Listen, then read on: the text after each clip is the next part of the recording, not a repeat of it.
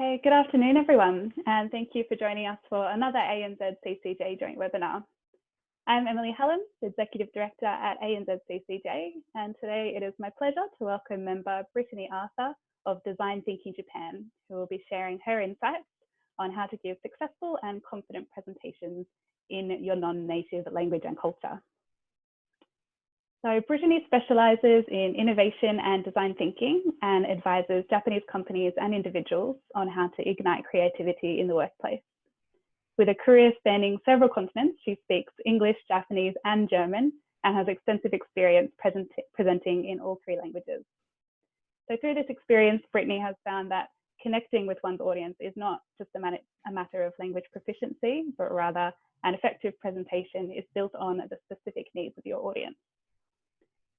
We're very proud of the cultural and linguistic diversity of our ANZCCJ community, and I know many of you joining us today will be coming with your own background experience and language learning journeys, whether that's in a Japanese or a wider global context.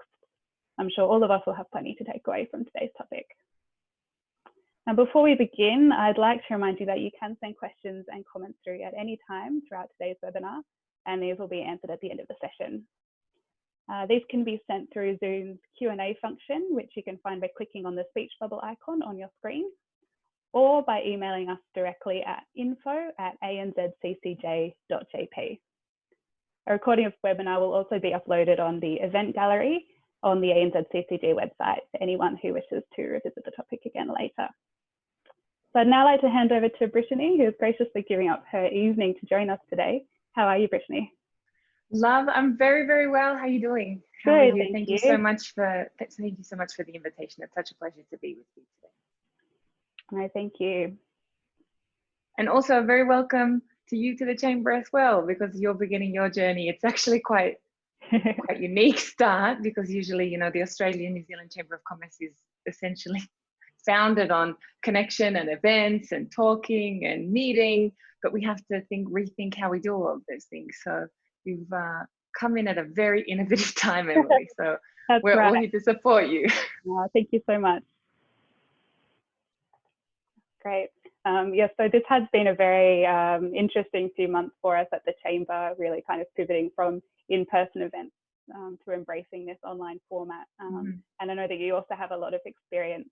You've recently been doing some through LinkedIn as well. So we're very grateful for you to join us today and to share your experiences too. So anyway, I'd like to hand over to you now if you'd like to. All right. Thank you so much. Thank you so much again, Emily. So everyone, good evening, good afternoon, good morning, wherever you are. I just want to see if everyone knows how to use the chat. So if you know how to use the chat, I want you to go ahead and say hello, where you're from, and also maybe even share your quarantine skill, your new quarantine skill. So for example, something that you didn't know that you could do before quarantine. So for example, mine is that I had no idea that I had the ability to cut men's hair. Whether I can do that well or not is a totally different question, but go ahead and write that down in the chat where you're from. Maybe I know some of you are in Australia, others of you in Japan, and others of you I'm sure maybe are somewhere else. So go ahead in the chat, say where you're from, and maybe if you have your new quarantine skill. So I'm going to wait a minute and set up. So while you guys go ahead and say hi. So Dimple, hello everyone. Hello to you too. Anybody else? Where are you guys from? In Japan, we have people in Tokyo. Wonderful. So in Australia, Sendai, incredible. Now you're now a yogi. How exciting. That's really great. So everyone, welcome. So why don't we go right ahead and begin. I'm just going to adjust my camera. I'm just seeing it's a little, okay, I think that's a little better. So let me go right ahead and begin, and I will share my screen with you to talk about what we're all here to do today. So we've all come together today because we wanted to know one thing. We wanted to know, what is it like to present with confidence in your non-native language? Now, this is a real skill, because being able to present even in your own native language is, you know, a task enough, but add a layer of it being your second language, and even with some people, it being your third language.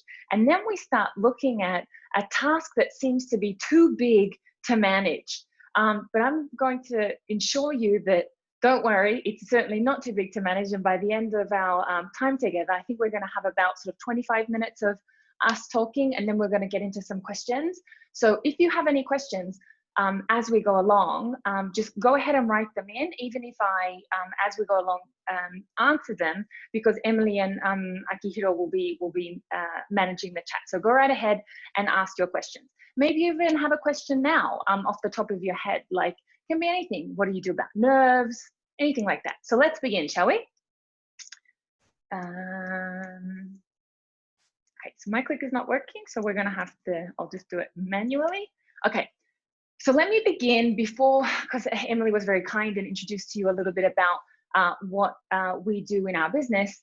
I'm going to talk to you a little bit, take a different lens and begin this talk. And I'm going to talk to you about the time that I had 12 hours to learn French. And maybe you saw or you heard in Emily's presentation that I speak Japanese, German, and English. And in those 3 languages, there's no French. So what are you talking about? Where did I have 12 hours to learn French? So if anybody knows the man in the top picture, his name is Justin Trudeau, and he's the Prime Minister of Canada. Canada, being a bilingual nation, as they are, officially present both in English and French. And in 2018, I had the pleasure of being the MC of the Rotary International Convention in Toronto. And I had the pleasure of introducing all different kinds of people.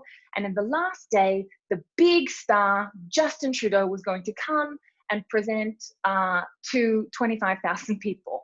So in the picture below, that's kind of the blue picture, you'll see there's a snapshot, and kind of extrapolate that number, and we get to about 25,000, and that's what the arena looked like. Usually they play ice hockey there, but this time we filled it with Rotarians.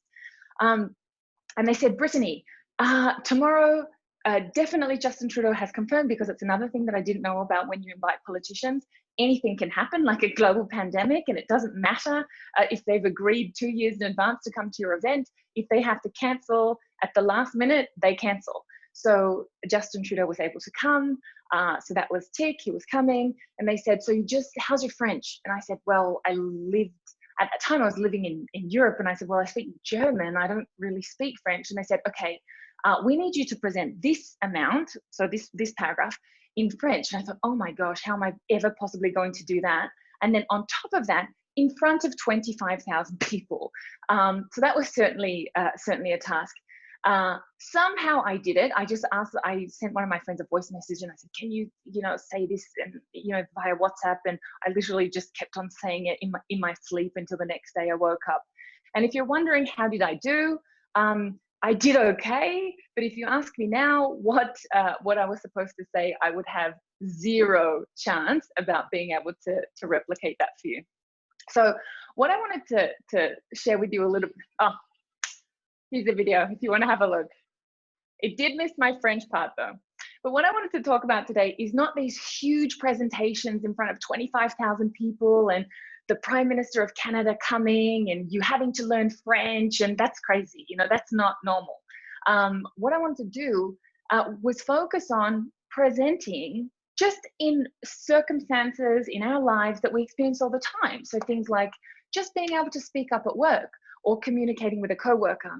So I've given this presentation, as Emily mentioned, on LinkedIn, and I took kind of more of a global stance.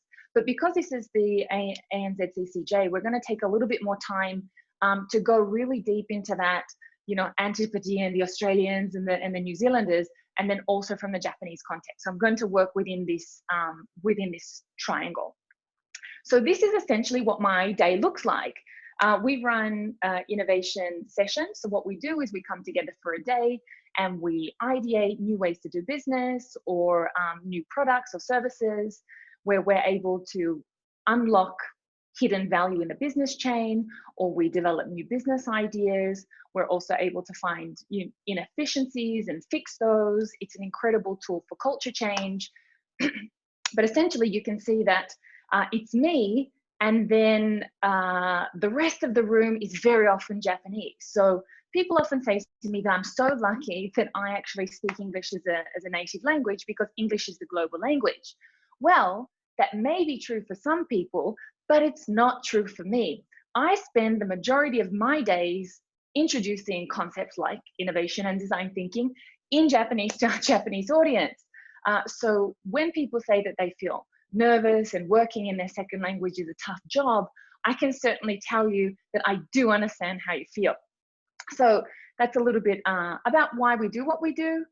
And then let's get into, and what it looks like. So for example, we do things like we can create new training programs. We work, and for example, you see in the whiteboard, and maybe even some of you recognize this office, you'll see in the whiteboard it says no tie.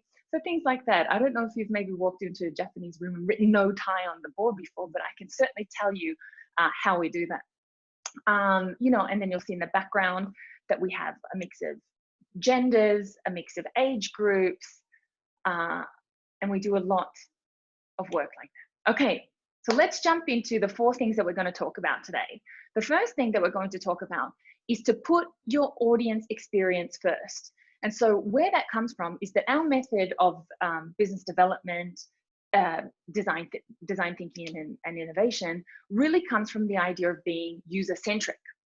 So we're going to take almost as a design thinking approach to this presentation, where we're going to talk about the user and we're going to talk about the audience first. Then we're going to talk about using your voice. Then we'll jump into what it means that value outperforms language. And then we're going to talk about effective being different. So if we've got some questions so far, I want you to go ahead and write them now in the chat. If you've got some questions or comments or concerns, go right ahead and make this interactive, because I really love knowing what you're thinking, knowing what's interesting to you, knowing what's important to you, so that I can make this presentation really valuable time for you, because I know that you're very busy people, and just because we're all quarantined doesn't mean that we shouldn't respect each other's time. People have things to do. So go right ahead and let me know what you'd like to know more about. So now let's take the Japanese lens about what presentation can mean. The first things first, to put the audience experience first. Now, very often people say things like, I get nervous when I speak, okay? And I understand that, but I can tell you the nervousness comes from 2 reasons. One is perhaps you haven't practiced enough. So for example, I remember the very first time that we ran sessions. So we've basically run, we've been operating, 6 design thinking sessions a month in Japan from 2017 until now. And we've had something like almost 2,000 people. We've had interactions with almost 2,000 people during that time. So you can imagine, Japanese having the dialects, and, the Australians, we also have different dialects almost, as you say. The South Australians speak differently than the Victorians. The Victorians speak differently from the Queenslanders. And then, one second, I'm just getting feedback that there's an issue with my presentation. Give me 1 second to review. 1 second. Let me just double check what's the issue. Okay, maybe. Okay, so I'm not sure. Well, let's just kind of keep going. Thank you everyone for your patience. This is one of those things, it's going to be live. So live stuff is a learning experience. A learning experience for you, it's a learning experience for me.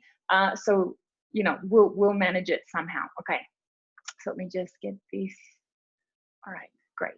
So fear comes from focusing on you and not the other person. So we talked about what it means to practice. So I now feel so much more comfortable presenting in Japanese, not because I'm better, but simply because I've done it so many times. So if you're nervous about that one presentation that you're going to give one off, that's so understandable that you might feel nervous. So rather than feeling nervous, maybe spend a little bit more time in practicing. But really what I found is that fear comes from not focusing if you're focusing too much on yourself rather than the audience. If you think about the best way to communicate for them, they'll feel much more comfortable, and then they begin to trust you more when they feel good. So I'll tell you a little bit about my kanji story. So for about 12 months into our journey, so I speak Japanese, but my writing in English is terrible. So you can only imagine how terrible my kanji is, right? So really, really bad. And one of the essences of design thinking, if you look on the back wall, you'll see it's completely full of post-its, right? And they're all in Japanese. And what I used to do when I used to introduce new concepts or new ideas to the team, I of course would present in Japanese. I would say, "Kore wa nani nani," or whatever. But then I would write always in English. And what we've learned about the brain is if you're switching between, languages, it's actually almost quite tiring. And what we need to do is really make sure that if you're thinking in one language, we kind of have to stay. Has anyone, I'm sure there's, so many bilingual people on the call, especially, the Japlish kind of, Japanese English. But jumping between languages is really quite tiring for the brain. So you really want to stay in one language if you can. So if you speak Japanese, stick with Japanese. If you speak English, stick with English. But what I was kind of doing was forcing my participants to use both sides of their brain, and maybe they were getting super tired. So what I learned was, okay, what I really need to do as a facilitator in this room is to present this information to my participants and to my audience in a way that's better for them. So if this is maybe something for you, it's maybe not even Japanese English. Maybe you're in marketing and you constantly are needing to go to finance and you need to present to finance to get, more budget. Well, what we need to do then is you need to speak finance language. So they're not going to maybe be as excited about your presentation deck as they are, for example, about the Excel spreadsheet. So when we're talking about Japanese and English, you can almost translate this to, different industries as well.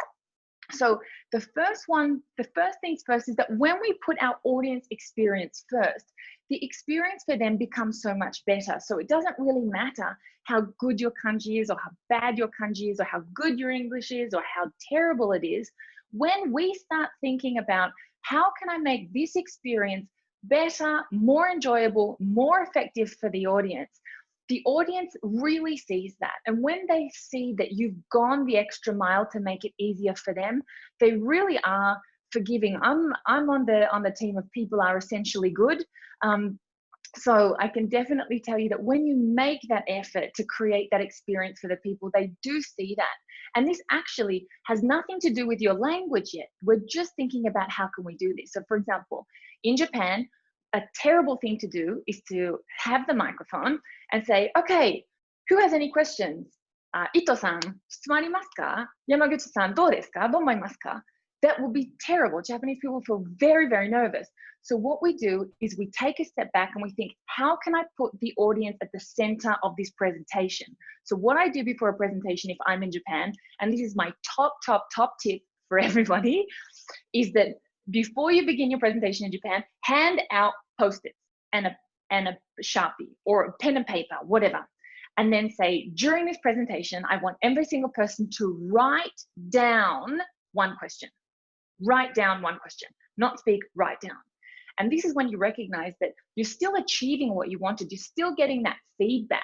But what you're doing is that you're making an experience more comfortable for your audience. So for example, if you're opposite and you're Japanese presenting to Australians or New Zealanders, I would encourage you to do the same, not because they don't speak up, but because they don't shut up. So the Australians and the New Zealanders love to chat, and then people will say, this isn't a question, this isn't a comment. Well, be quiet, move on. We're only here for questions, So if you're Japanese presenting to an Australian New Zealand audience, or if you're an Australian New Zealand presenting to Japanese, get people to write things down.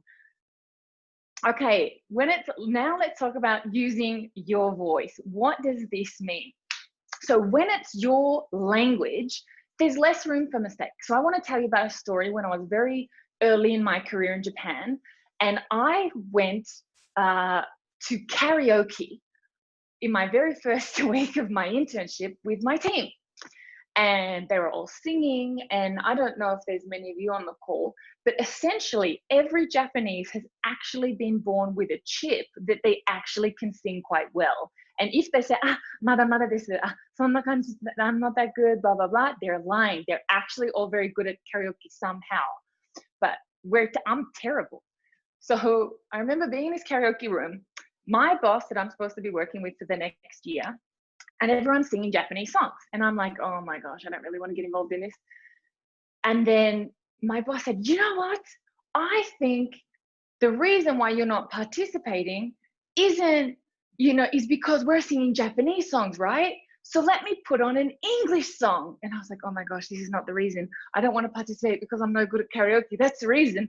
But anyway, so what I wanted to say there is that just because if it's your language, it actually doesn't make it any easier. I would have actually done myself a favor, sung a song in Japanese, and then had the kind of buffer of, I wasn't very good because it was Japanese, So I don't know if many of you have had it said to you that you have a strange accent. So I'm Australian, but I've actually had people say to me that I sound Japanese sometimes, or that I sound German sometimes. And what I wanted to say here is, when that happens, it's actually a wonderful thing. And the reason it's a wonderful thing is because your accent is your history. It's your story. Your accent hints that you've had more experience than just what's been in this room. Your accent, especially if you're speaking a second language, hints to the fact that you've taken the time, you've taken the energy to learn another language, to experience culture. And if you've spent more than 5 minutes outside of an airport in a foreign country, and I'm not, and this is unthinkable compared to, I know some of the Australian and New Zealand members are 22 years in Japan, 28 years in Japan, that there's so much happened in your life and you've learnt so much. So that strange accent is not something to be ashamed of. It's something to celebrate because it's really your story, and your story hints to your strengths. So I had to present to the board of NTNT, which we all know is a telecommunications company, and also used to be, or still is, a government company and quite traditional. And I was really nervous because, the different levels of keigo, keigo, son, keigo, like all the rest of it. I was even thinking, is this math enough here? Probably not. I have to go up the next level. And I was just thinking, oh my gosh, how am I going to be able to do this? And I did my best to speak the most formal Japanese that I could. Obviously, it was the best that I could. It wasn't the best that a Japanese person could, but everyone was really thankful that I had taken that time to think about, putting my audience experience first, making them feel, respected and welcome. And it actually ended up being quite funny because everyone, was quite nervous, that very senior managers were coming, everyone was like very serious, and and I started speaking, and I remember I actually made a mistake along the line, and one of the very senior people said, don't worry, I make mistakes all the time too. And it kind of brought this humanity to the room that I promise you would not have existed if I was speaking English or if I was a Japanese person presenting in Japanese. So make sure that you use your voice. This doesn't mean just, go in unprepared, but this means be your authentic self. Understand that your culture is also, something that you can bring to the table as well, that you can make references to, well, in Australia, we do this, or in New Zealand, we do this. Or if you're Japanese, you can say, well, in Japan, we don't go around and handshake, so I'm going to bow to everyone. That's actually a really human, really nice way to begin, a conversation. And then I want to talk about, once we've put our audience first, we're using our voice. Now I want to talk to you a little bit about how value outperforms language every time. So I want you to think about the worst lecture you've ever been to in your entire life, in your native language, of someone who also spoke that language. Or we've all been quarantined for weeks and weeks and weeks. Think about if you're, living with your spouse or in your family or your children or your, significant other. Maybe they speak the same language as you. And have you had any misunderstandings over the last couple of weeks? The answer is, of course, because we often say, oh, I don't speak perfect Japanese, I don't speak perfect English, maybe that's the reason that I haven't been able to communicate. It's certainly not. Think about those terrible lectures that we've had at university, or think about those terrible lectures that we've had, in those training rooms, in those like kenkyushitsu, oh my gosh, terrible. So think about, all those times that people have been using their native language, but still being terrible because they haven't done those first two steps. They didn't put your experience first, and they weren't speaking in their voice. They were just regurgitating information to you. And so it's really about putting your stance or putting your added value. And this is where it's really exciting that you can actually bring to the table what makes you different. So we spoke a little bit about if you're Japanese or if you're Australian or New Zealand, this is the moment that if you're Australian or New Zealand or New Zealand speaking Japanese, or if you're Japanese speaking English, this is the moment that you actually can implement new strategies or value that you've actually brought from your home culture to your host culture. And this is where the experience actually becomes just so much more interesting, because you can share with people, well, for example, icebreakers, the Japanese actually have there's a really funny line game that how Japanese make decisions. Like, I don't know if anyone has played that game, but it's very funny, and I've never seen, and I had never seen it before until I went to Japan. So what I wanted to say here is just make sure that this is the chance that people want to see you. And at the end of the day, I've noticed time and time again that people are not looking for you to be perfect. They want to know actually the opposite. They want to know all your mistakes and everything that went wrong, so they can save themselves the time and just pick up the good things. Like, even for example, even like today, we're doing our very best here in quarantine and using live streams and trying to provide you value. But if my video freezes or something like that, then we just have to take a break and be human and say, I'm sorry, I'll be back. I just want to make sure this is the best experience possible for you. And this is all you really need to do, is understand that the time that we have together, and this is a little bit how I think about it, for anyone that wants to kind of go into more detail, this presentation is also an article on LinkedIn. So you can have a look at that as well if you'd like. But it's about that when we present, for example, for 30 minutes, right? And we say, okay, there's 4 people in the room, it's only a 30-minute presentation. It's absolutely not a 30-minute presentation. It's a 30-minute presentation times the number of people in the room. So what we need to do is we need to match that and understand that we have to bring not 30 minutes of value, we have to bring 2 hours of value. And then I want to talk a little bit about, and this is maybe where we can get a little bit more into like the questions about how effective is different, and how getting feedback is different, how questions are different. And for example, in Japan, if people are, and listening to you in a presentation, they're closing their eyes, you might think they're asleep. They're not, they're listening. Well, sometimes they're asleep, but most of the times they're listening, And then, for example, Australians looking very deeply in your eyes, actually, they're not trying to intimidate you, and they're not trying to look, if you're Japanese, they're not trying to intimidate you, they're trying to give you their attention, they're trying to respect you, and you're thinking, why is this person being so aggressive to me, So effective is really different. So this is a really good time for you to lean on your colleagues, or for example, even the members, the other members of the ANZCCJ, you can talk to them and say, hey, I'd like to do a presentation like this. What do you think? Would this work for you in your culture? If you're Japanese, ask a Japanese, or if you're Australian, New Zealand, ask a Japanese member. If you're a Japanese member, ask one of the Australian or New Zealand members, and just talk to them a little bit about, what's good or what's bad. For example, clapping is not, really a huge thing in Japan as well. It's also like, really, really quite different how we give and receive feedback. And my tip here is don't guess and just ask.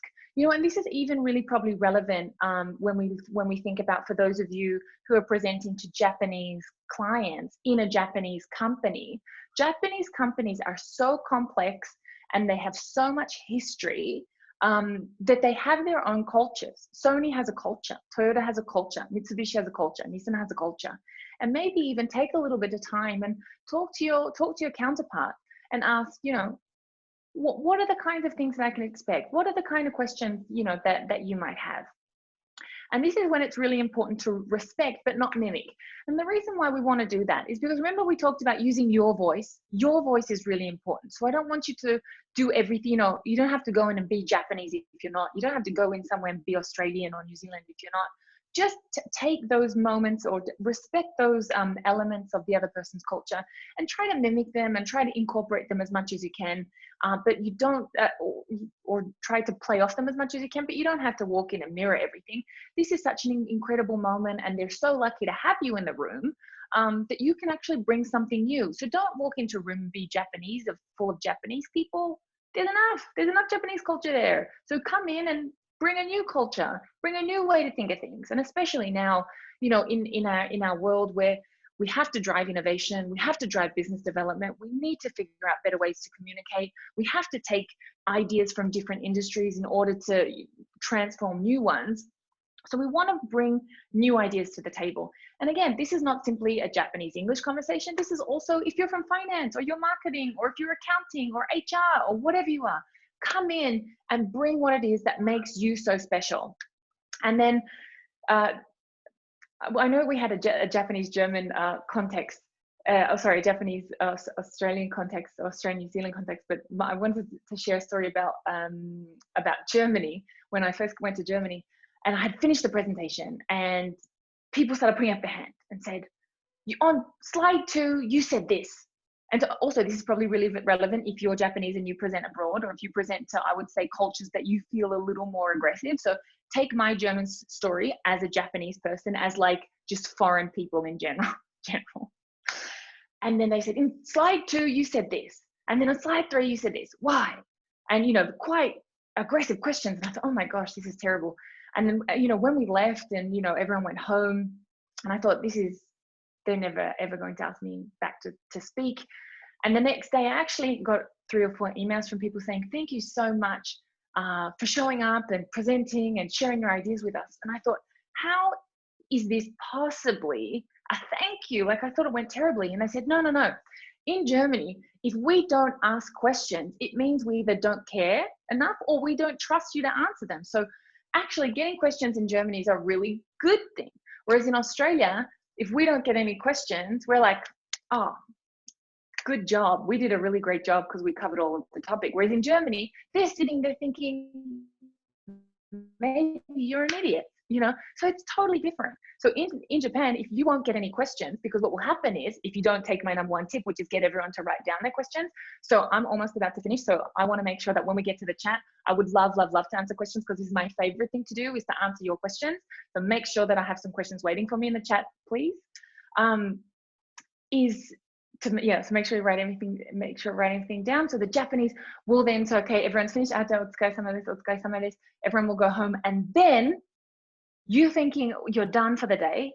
And then all of a sudden, boom, 15 people come up to you with questions. And you're like, didn't I just say, what about questions? So people are different. Cultures are different in presentations. So not everything's going to be perfect. Not everything's going to be standard. So just ask if you're unsure. So what did we talk about today? We talked about the #1 thing, put your audience first. Before anything else, put your audience first. Think about how you can create an experience, not just content, not just you. Am I speaking right or wrong or too fast or too slow? Think about the experience for that person. If it's a Japanese setting, can we put down some pens and papers for people to write things down? And especially Australians because they talk too much, for example, like me. You know, make sure that you use your voice, the voice that's most authentic to you. And remember that value will always outperform language. Don't worry if your language is not perfect. If you're bringing value, and that's where you bring the culture that you're not. So if I'm Australian and I bring that to the table when I present in Japan, I, you know, use different analogies and think differently and use different stories. And then to remember that effective is different. And that's okay. So if anyone would like to contact me or have any questions, my email is here on the screen. Go ahead and take a photo or a screenshot. Go ahead and connect with me on LinkedIn because there's nothing more special than connecting, and especially now with our ANZCCJ because we can't meet face to face at those wonderful events with that delicious Australian wine that we now meet online. So anyone, if we haven't connected on LinkedIn, go ahead and connect with me on LinkedIn. Thank you so much for your time. Thank you so much for your interest. Let's get to the questions. All right, thank you so much, Brittany. That was such a fantastic presentation. There were a lot of great takeaways for all of us there, I think. But especially for even those of us who are kind of presenting within our own culture as well, I really loved your point about the difference for even just within company cultures as well, really needing to take that into account as well. So that was a great point, something that I'll definitely be thinking of future presentations. But I won't talk too much because we've had a lot of questions come through. And a lot really talking about sort of this current state that we all find ourselves in, moving into online events and presentations. And we've had a few people ask if you have any tips for giving virtual presentations and online meetings in non-native languages. And have you found that your approach has changed since COVID-19 really hit? So those 4 points that we talked about, they stayed the same. They're all the same, right? The only other thing that we need to do is kind of think about how we can tweak it. So things like making sure that you have visual content behind you, stuff, you know, so people can read along, because things, you know, it might not even be your language. Maybe it's their internet connection, you know, so there's so many different kinds of things. So what we want to do is make sure that we have those 4 points in mind. We keep, you know, our user experience at the forefront. We use our voice. We understand that we're there to bring value. We understand that it's different, but we also try to make our lives and their lives easier. Things like if you can send the slides beforehand or have the slides presented, things like that. Yeah, that's great. Thank you. I think as well, I really liked your tip about the Post-it note experience. And I think my best tip. Yeah, 15 years in Japan, it's my number one tip. Right.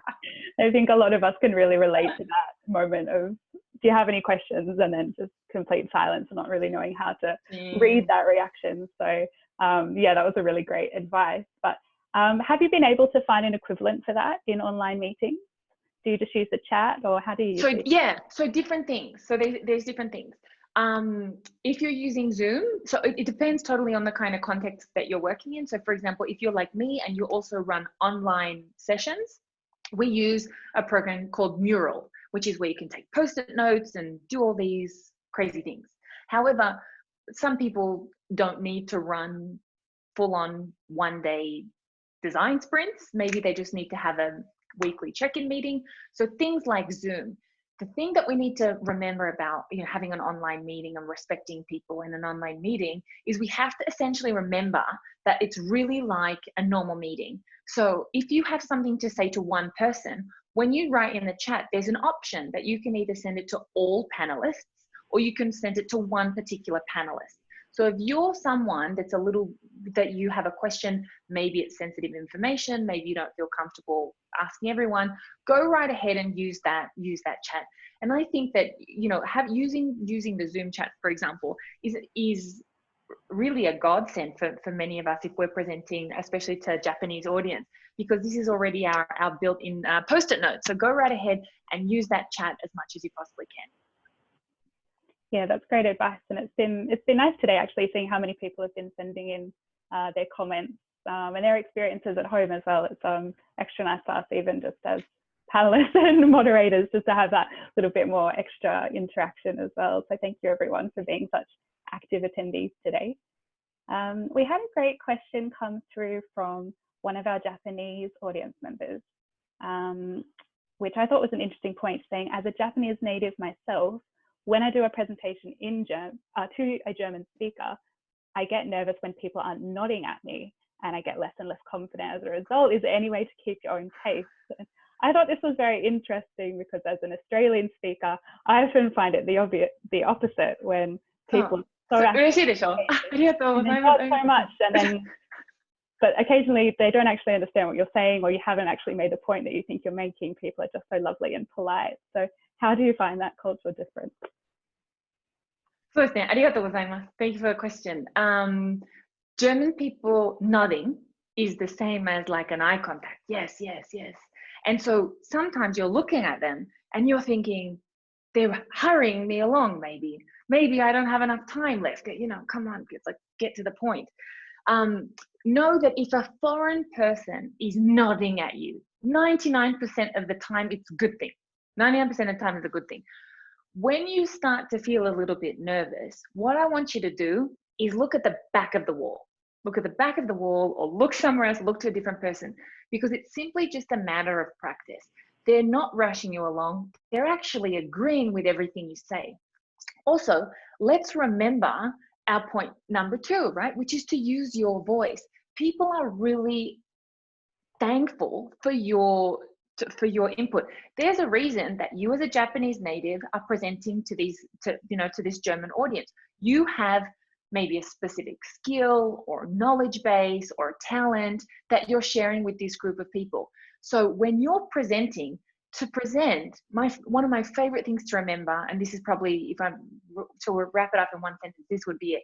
To present is a present. プレゼンはプレゼントです。It's a present. Feedback is a gift, because when you're presenting someone, it's that you're giving your time, you're giving yourself. So remember that when you're presenting to that person and they're nodding you along, remember that you're giving the gift. So you get to define the pace, you get to define the environment, and you get to define where the meeting comes from. But I do know how you feel. It's the same thing in Japan. In Japan, when I see the breath through the teeth in Japan is a disaster, right? Means no, means forget it, get out of here, take your files, take your presentation, get out of here, we're not interested. You know, but we don't know that. So I would just say, firstly, you're doing a great job being there. Remember that presenting is a present, and just make sure that the reason why they invited you is because you have something special to give. So make sure that you remember that. Calm down, and if someone's nodding at you too much, look at the next person. If they're nodding too much, look at the next person. If they're all nodding too much, look at the back of the wall. That's excellent advice. Yeah, excellent. I think in Japan as well, I was always taught, I can't remember if it's potatoes or cabbages. Imagine that your audience is cabbages or something along those lines as well. So. Another thing is that they say is like with eye contact is like the 70-30. So if they're looking at you too much, that's also kind of rude, but. Very true. Two questions that I think quite relate to themselves that have popped up in our chat. We've got one from Jason in Tokyo saying, what are your thoughts on using humor as a part of your presentation in Japan? And does this help your audience relax in the culture? I'm going to be honest. I'm going to say no. I'm going to say no. The only thing you can have a sure laugh at, right? A sure 100% laugh, if you're in like Osaka, is if you're like, yeah, if you speak like Osaka ben, Osaka ben wakarahen, ha ha ha ha. Or if you speak like about food. But humor in Japan, unless you're super tuned into Japanese humor, and it can't be English to Japanese humor, it has to be Japanese contextual humor. If you're good at that, go right ahead, make jokes. Especially if you're in the Kansai region, you know, the Oarai culture and everything like that, go right ahead. But I wouldn't, in English, stand up, make a joke, and then in English, they like won't laugh. It's just not something I've seen. If you want to break the ice, though, this is a different conversation. I can 100% recommend to you an icebreaker, right? So things like an online icebreaker like today was, hey, what's your quarantine skill, right? We usually say, please, present your department and your career level. Hello, I'm from this department and I'm a senior manager. And you're like, okay, well, that's just stiffened up the entire room. So what we want to do is create an environment to, open people up. Australians love humor. New Zealanders love humor. The Japanese humor is like a minefield unless you're like a pro at it. So I would avoid humor with the Japanese as much as you can, unless you're like an expert. On the other side, if you're Japanese, any joke will work with an Australian audience, like any joke. So I would definitely, on the Australian New Zealand audience end, throw in a joke, because they also won't expect it either, and humor is surprise. I hope that's helpful, Jason. I think so. Yeah, no, that's great advice. I think it's interesting. Yes, and I can't. It doesn't work. I've just been in too many cricket rooms. Good to know that the Kansai audience is quite embraces their own humor. Kansai ski. I like Kansai. I love the otaku. We have a question that's also come through. This might have to be our last question as we are running out of time.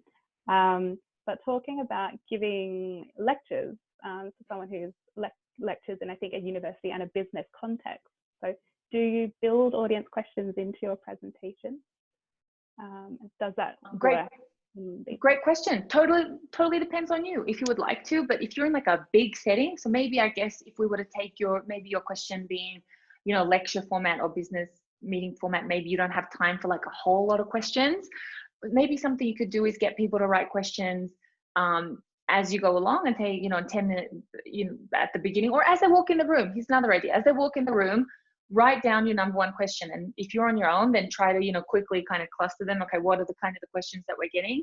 For example, you know, when we're running our design thinking sprints, or when we're running our, you know, business development seminars, or running a co-creation workshop or something like that, I get questions beforehand, and then as they're walking in the room, get them like, or as we introduce each other. But then, you know, also just kind of remember that to present is a present. And know that you can just be honest and say, okay, we have 10 minutes for questions. So if we could just put your hands up, who might have a question, and then just count the people and then get them to ask. Otherwise, you know, but there's so many things that we can really use now, especially with the online lectures, that maybe we can get everyone to write a question, and then you can see, or you can make a poll. For example, I know in Zoom we can make polls, so you can say, okay, which, you know, of the areas that we've spoken about would you like, you know, me to go deeper on.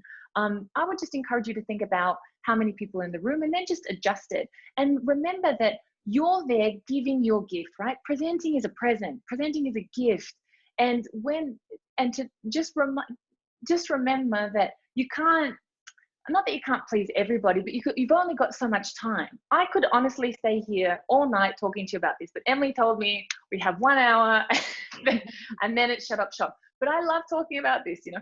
So we all have time deadlines. You only can speak for 1 hour, 45 minutes, whatever that is. And just honestly, do the best that you can.